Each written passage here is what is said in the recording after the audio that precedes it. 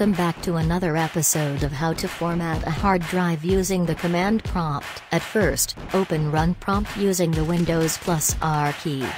Now type disk part in the search section, and press enter. It will open Command Prompt Console. Let me open File Manager, then we can see the result clearly. Now type list volume in Command Prompt Console and press enter. Now you can see your volume result. Now you need to select your volume to type select volume etc. I am going to format volume 3, so I need to type select volume 3. Now press enter. You can see your volume is now selected. Now type format fs equals ntfs, and press enter. It will take some time to format your volume.